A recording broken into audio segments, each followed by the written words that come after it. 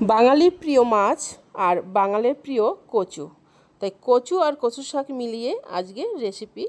আমি কচু শাক তুলে নিয়ে এসেছি। এই কচু যে ডাঁটাগুলো আছে এই ডাঁটাগুলো দিয়ে চিংড়ি মাছ দিয়ে আমি হাঁড়িতে তৈরি করব। আজকে চিংড়ি আর কচু ডাঁটা ভাপা করব আমি মাটির হাঁড়িতে।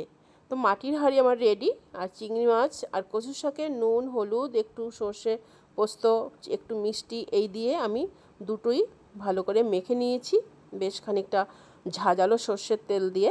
আর এই কচুর শাকগুলো অ্যাঙ্গেল করে আর এরকম পাতলা পাতলা করেই কেটে নিতে হবে।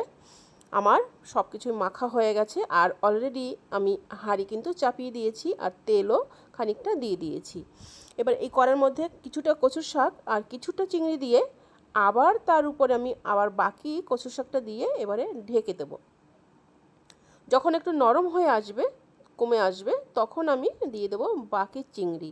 আর সেই চিংড়ির সাথে 2-4 টুকরো টমেটো ফেলে দেবো, তাতে যেমন খেতে ভালো লাগবে তেমনি দেখতেও সুন্দর লাগবে। আর বাটিটা ধুয়ে খুব অল্প একটু জল দিয়ে আমি বারবার ঢেকে ঢেকে এই রান্নাটা করব। ঢাকনাটা তুলে দেখলাম বেশ খানিকটা জল জমেছে। এবার আমি উপর থেকে নিচ এরকম উল্টে দেবো, তাতে উপর নিচ দুটোই ভালো সিদ্ধ হবে। তো আবার ঢেকে দিলাম। এমনি করে ঢেকে ঢেকে কিন্তু আমি রান্নাটা করব। রান্নাটা একদম দেখো কতটা কমে এসেছে আর জলও কিন্তু আস্তে আস্তে টানতে শুরু করেছে। এরকম রান্না দেখতে হলে আমার চ্যানেলে সবাইকে আসতে হবে।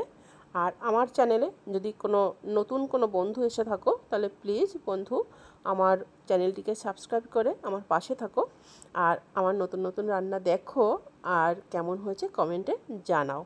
তো আমার কিন্তু রান্না ফাইনালি একদম শেষ।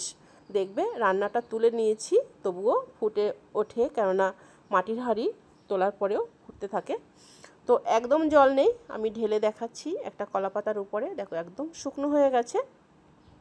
রান্নাটি কেমন হয়েছে অতি অবশ্যই কিন্তু জানিও। আর অবশ্যই একটু গরম গরম ভাত দিয়ে খাবে, তাহলে ভীষণ ভালো লাগবে। আর এটা কিন্তু অন্য কোনো মশলা পড়েনি, একদম চিংড়ি মাছের অরিজিনাল একটা ফ্লেভার রয়েছে। ভালো লাগলে ভিডিওটি লাইক করো আর সবাই সাবস্ক্রাইব করো।